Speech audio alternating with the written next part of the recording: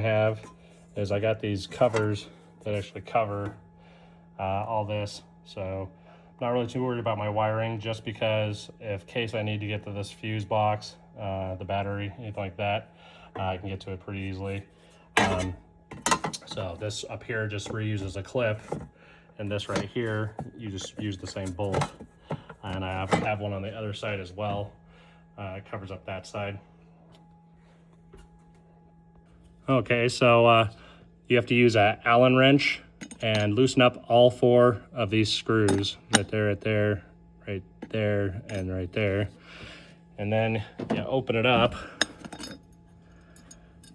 Okay, set this down. Okay, and they're actually right next to each other. So there's one right here and one right here, right next to the brown, and then there actually leaves. Had to get a light so we can see it better, but it actually leaves 2 ports next to the red one, and then the 2 purples go next to that. And I actually had to add a new pin to that one because when I was trying to push it through the sleeve, it actually bent and broke off, and I was trying to pull it through pliers and it smashed the end of it. And then this blue goes in between the black and the brown, and this brown, or next to this brown, is the other blue. So this blue actually goes with the far right purple, and then the left purple goes with this blue right here that's next to in between the brown and the black. And then you just put this back, make sure it's sitting flush, and the wires are in the grommet and everything is down, and then you screw that back on, but make sure you go through the grommet.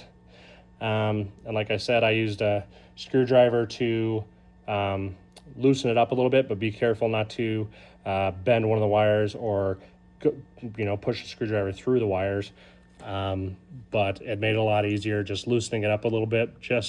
I pushed it towards the outside away from the wires, but it did loosen up a little bit so I could get the wires through so I didn't break anymore.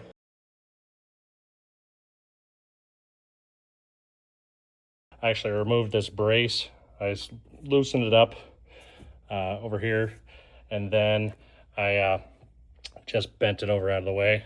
So it's this brace that goes across right there. I only had to do it on this side. This side over here, there's plenty of room to tip it out and get it past there in order to get that out.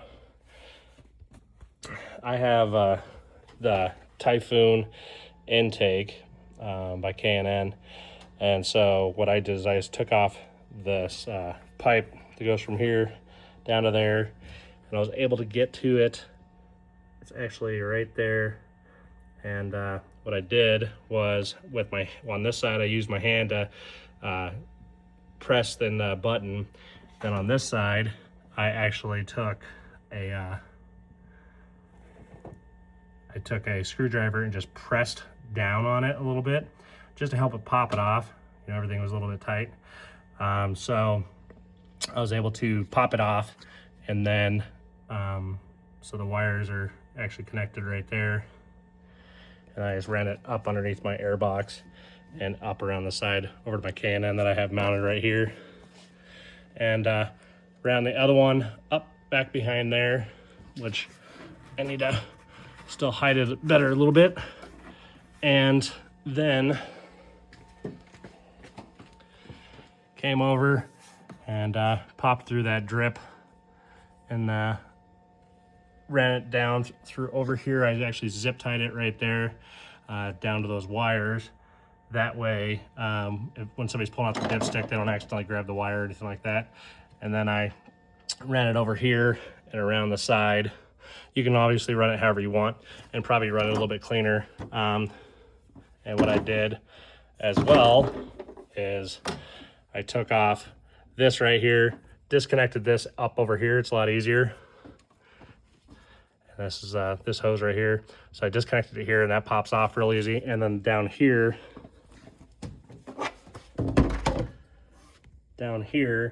I disconnected this, and this popped off really easy with the K&N.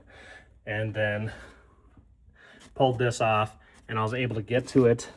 And it's actually right underneath here. Let's see if there's an angle I can get to it.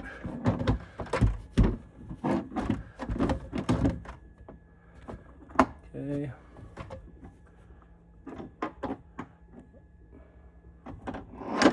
See, it's right there. So it's right underneath this. So that was easy to get to, and I just had to press it down and get that out of there and connect the wires. So this one is down underneath all of these, and so it's a lot easier if you just take off your intake right there. And I actually left all of this and just wiggled that pipe out, and it's a lot easier to get to it. I need to give this a good cleaning. Unfortunately, having this hood, I have the carbon fiber hood, so it seems to let more dust in, stuff like that, obviously, but it's worth it. It looks good, and it seems to keep the engine cooler, gets rid of some of the heat that's in here, especially for my type of intake, the Typhoon. So keeps the engine bay a little bit cooler. So time to clean all this up, and then I actually have another part of the intake that actually replaces all of this stuff down in here.